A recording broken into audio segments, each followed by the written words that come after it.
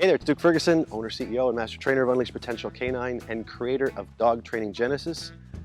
Out with a game of fetch with my main man, my old guy, Cito. In this video, I'm going to teach you how to get your dog from a very high state of arousal into immediate self-control and stationary so that you can then easily calm the dog down. And we're going to do that through play. No food in this video. Okay.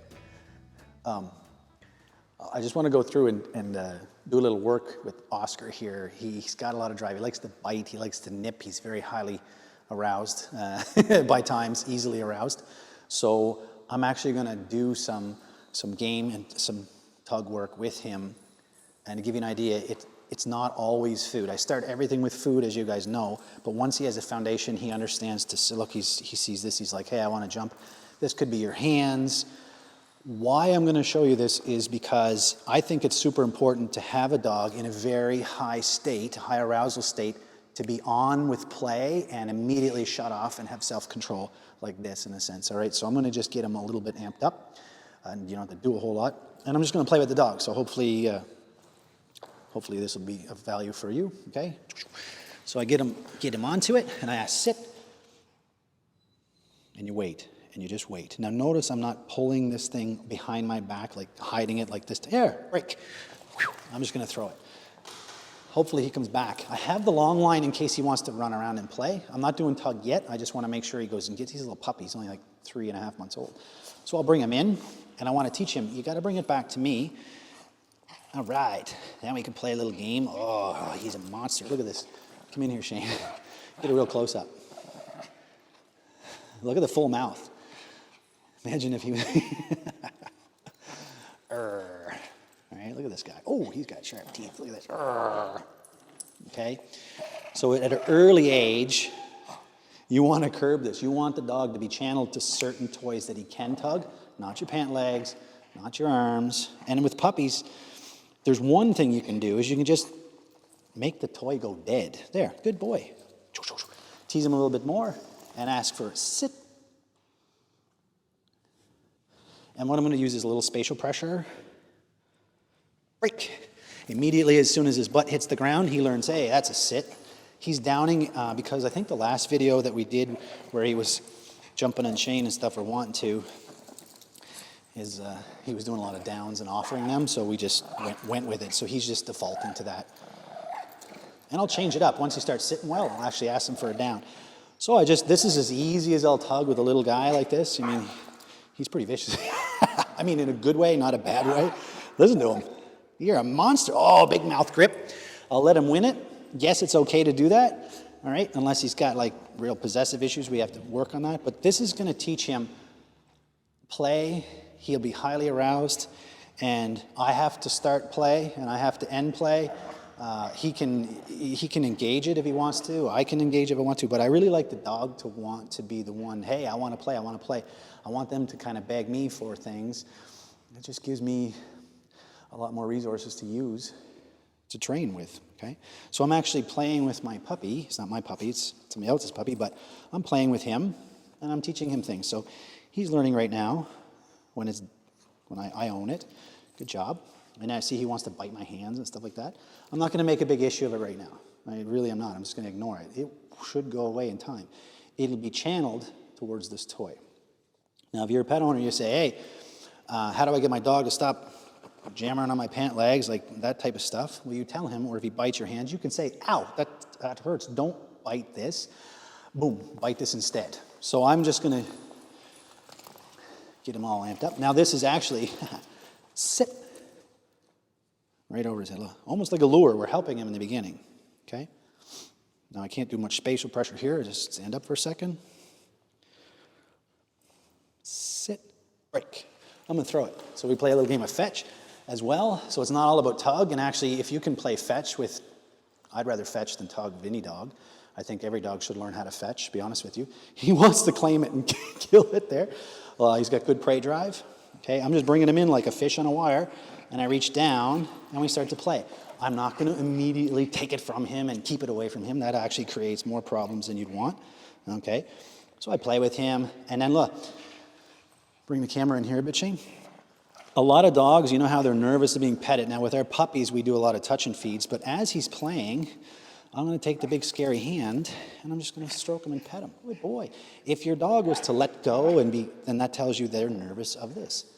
All right, and I'm doing this with a puppy. Now, if you had a dog that was doing this and they're dangerous and they bite, and you don't reach over and do this because you're going to get bit. Okay. All right. And it sounds vicious. It's not. He's just, he's got a little bit. He'll counter. There's a thing called a counter. Watch, he'll regrip. Boom, right there. Oh. And if I let him own it, that trains him to bite with a bigger mouth. See? Right? So now I'm just going to end the play here. I'm going to just claim the toy. And this is one of many, many ways you can teach them to stop biting. He doesn't want to let go. You just have some patience. But I'm not going to play with him anymore. This is done. We stop.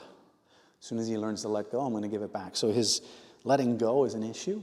So let's work on that instead of the sits. I'm just going to teach him when he lets go, he can have the toy back. Okay. So if a dog is sitting here like this, sometimes there, good. Right, almost. Break. Oh, let him have it again. Oh, the break is his release mark. It's the same as a clicker. There's really no difference. What a good boy. Oh, he's such a good boy. I'll let him hold it. I'll let him own it. Like he's got it in his mouth. It's a big bite. What a good fella. I'll pick him up. Oh, he's such a good boy. Now he can't bite my hands because he's got this thing. Now, mind you, if he was to be, let it go and nail you, you got an issue we have to deal with. But it's a cute little guy. I like this. I like a dog with a lot of spunk, a lot of drive. I like them really pushy, really intense, because I can channel all that stuff. It's just, people ask me sometimes, hey Duke, what's the easiest dog you've ever trained? And I'm like, it's not really breed specific. It's the one who wants what I have most. It's the easiest dog to train. Age doesn't really matter. I mean, it can be, what's he, 3 months old? You can have 8 weeks, you can have 8 years, you can have 12 years. My dog's 13 years, he's still bloody fun to train and learning new things. So I'm just gonna, he lets go a little quicker, hopefully. Break. Wow. Oh, yeah. So you notice I'm not asking him to out, as I don't think I can get it right away. And here's a little tip, I never name a command or anything that I can't get, that I'm not happy with. So if I can't get it, or if I'm not happy with the way it is, I don't name it. I just get the behavior more and more until it becomes better.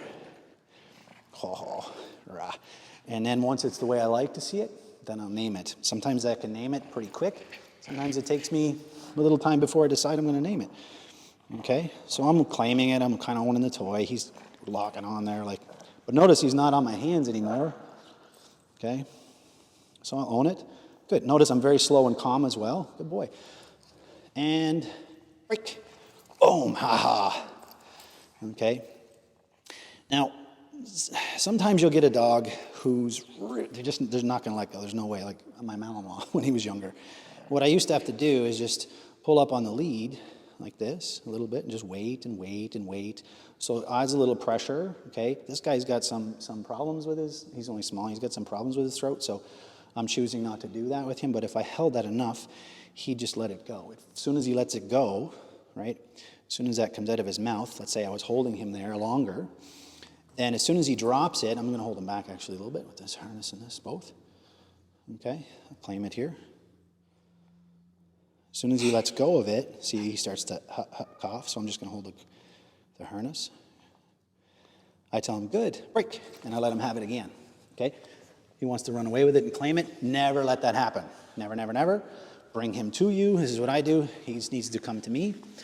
I'm not going to ask him to come to me or nothing, and I just teach him. Having this thing also includes me in the equation. He never has free access to this toy ever in a million years, right? You're fun, man. I could do a lot with this dog if I had him long. He's only here for, how long is he here with you, Shane? 11 days? Yeah, he's just a puppy client. I'm going to claim the toy here. Good. Break. Now, take it. Boom. Oh. Oh, you're a monster. There's a big mouth grip. Oh. He's a fun dog. I could do protection with this dog. In a good way. Okay. You just have to have patience. Break. Oh, there you go. Get it back. We go into drive. So you're just putting the dog into some arousal and then calming them down. Why is this good? Because they learn when they're in a high arousal state to be able to switch off and to do something. At the door, say they're jumping. Ah, somebody's at the door. Sit. Boom. They're used to this high arousal. Now he's just a puppy. This is just a little game of teaching him. Break. Let it go. Pick it up, let it go. And I can do that 5-10 times. As soon as he lets go faster and faster, then I can start naming it. Okay, right now I'm not going to name it because this is the first time I've ever done this with him. Ever. Break. Now I'll ask for maybe a down, okay? Down. Break. All right, now I just blocked with my hand a little bit, but I'm not going to pull this away. If he really wants in it, then he needs to learn, no, you're not going to get it until you do what I ask you to do. I normally won't, notice I'm not repeating commands either over and over. What I'm doing is just waiting for him to do it, okay? And if he's not doing it, then I'll wait him out more and just wait him out. Or I'll close this game and I'll work on having him drop pretty fast before I start naming it again. Good, good job. Oh, let go, there you go. Break, boom. And you can have it, all right? I take it away. It'll get a little quicker here. Now the next session, or even during this session, it might become quicker and quicker. Break. Oh, yeah.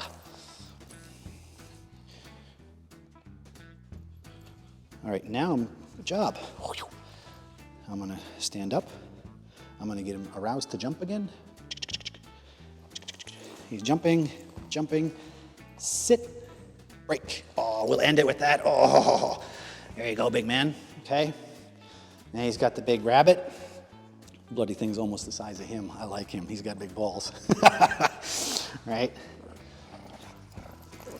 If you don't channel this type of... Come on in here. Look at this guy. He's cool. If you don't channel this right, though, and this is a dog that's going to be jumping all over you, he's going to be... He's like Shane. Right? High drive after your pant leg, and you say, sit. Break. Oh, that was fast, all right? All in drive. If you don't do this type of stuff now with your puppy or your dog, you're going to have a dog that's biting your hands all the time, your pant legs, they're ripping everything apart. Look at him. Look, I haven't done anything. I've talked for how long? 7 minutes? 12 minutes. This is a long video. Okay, that's a long time. Usually I do this 2 to 5 minutes, and he's already done some obedience sessions. But it can say, if you have a dog with tons of energy, how easy it is. I didn't move. I'm not sweating. I used to say, if you sweat, you do a good job. Now I just say, let the dog do the work, okay? You just shape, control the environment, shape what you want. So I hope that helps of some sort of value, and we'll see you in another video. For your convenience, I'm going to leave a bunch of helpful links below in the description box. Things like how you can find an Unleash Potential trainer near you, or how you can find out more about Dog Training Genesis online training videos. Just check out the description box and there'll be helpful links for you.